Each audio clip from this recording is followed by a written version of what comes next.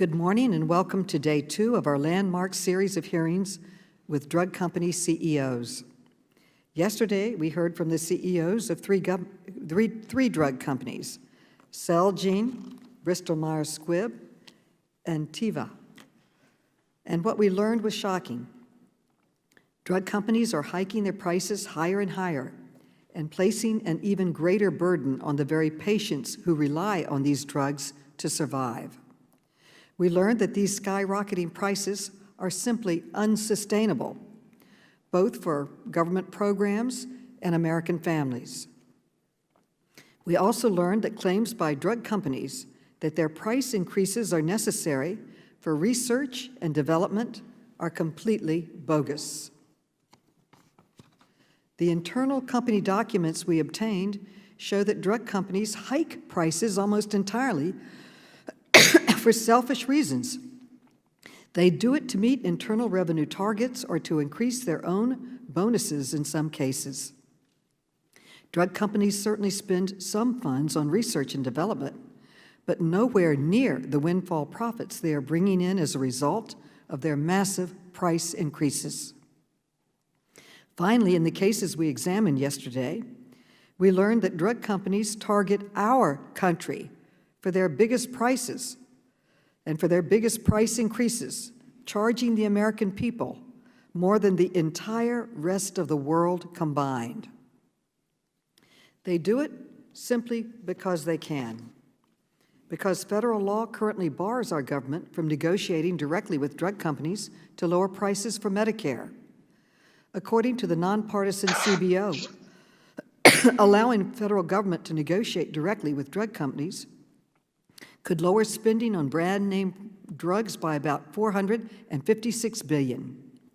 So let that number sink in. It's nearly $500 billion. Excuse me.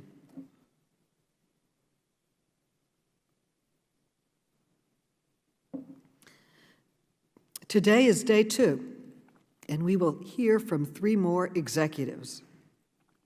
We will hear from the CEO of Amgen, which repeatedly raised the prices of 2 drugs, Imbro, which is used to treat rheumatoid arthritis and other painful inflammatory diseases, and Sensipar, which is used to treat the effects of kidney failure and parathyroid cancer. We will hear from the top U.S. executive from Novartis about the company's massive price increases for Gleevec, a drug that treats chronic myeloid leukemia, a rare form of cancer of the blood and bone marrow. And we will hear from the CEO of Mallinckrodt about the pricing of its drug called HP Acthar gel, which is used to treat a rare seizure disorder in little babies.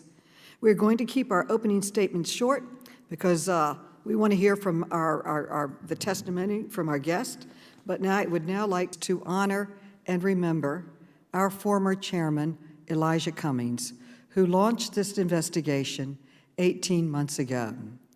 His #1 priority then and our #1 priority now is the health and the well-being of the American people who are being harmed by a daily basis by these astronomical price increases.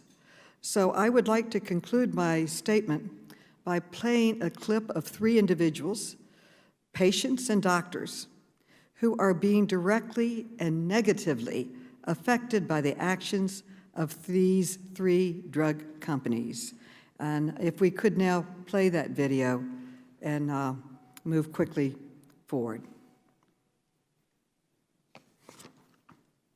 My name is Heidi Kendall, and I'm a proud mom from Missoula, Montana. 3 years ago, after an abnormal blood test, my doctor told me I had leukemia. One day I was healthy, the next day I had cancer. It was a complete shock. He told me I'm lucky though. My cancer is treatable with a drug called Gleevec, but I would have to take it every day for the rest of my life. Then I got a second shock. On top of my awful diagnosis, he told me the drug costs $10,000 every month. I'm so grateful for Gleevec. It keeps me alive. But the price tag constantly hangs over my head. Instead of just focusing on my family and my health, I also have to carry around the burden of what would happen if I couldn't pay for it. I have no choice, but you all have a choice. You can take action to lower drug prices because drugs don't work if people can't afford them. Hello, my name is Carter Ray, and I'm a pediatric neurologist at Oregon Health Sciences University. I take care of babies suffering from a rare seizure disorder called infantile spasms. The best treatment for infantile spasms is Acthar Gel, a drug made by Maloney Pharmaceuticals. Without this medication, children are more likely to face lifelong uncontrolled epilepsy and have developmental disabilities, including mental retardation. For families affected by this condition, Acthar provides the best chance for their child to live a more normal life. Acthar is not a new drug. In fact, it was first approved in 1952. For decades, it was priced at $40 a vial. But since then, drug companies seeking more profit have acquired the medicine and made a series of unwarranted price increases. Today, Mallinckrodt sells that same vial for almost $40,000, a 1,000-fold increase.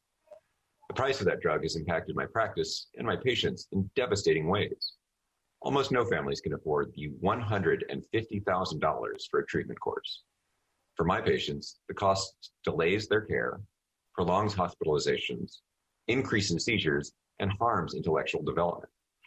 But Mallinckrodt can maintain the high price because they know that they have a captive patient population, and doctors don't have a good alternative. Their price hikes rely on the desperation of families who just want to alleviate their children's suffering. Mallinckrodt should not be allowed to profiteer on the tragedy of these babies.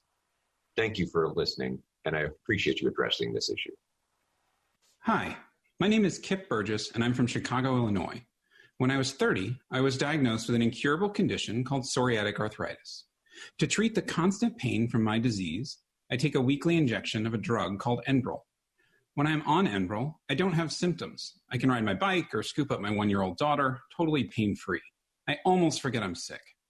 But I also have to carry the fear of knowing all of this could be ripped away. You see, Enbrel is priced at nearly $6,000 every single month. If my ability to cover those costs goes away, I know I will go back to waking up every morning in pain. On top of that, my doctor tells me that because of the way this drug works, missing even one dose could mean the drug stops working for me. These risks cause crippling anxiety on top of the burden of the disease itself. In order to avoid these interruptions in my dosing, I've been forced to dip into my savings and jeopardize my financial health to preserve my physical health. I felt that I had no choice, and I consider myself one of the lucky ones. I urge you, on behalf of patients, to enact solutions that lower drug prices. Thank you. Thank you very much. And I will now introduce our witnesses, and we are grateful for their attendance today and for their testimony.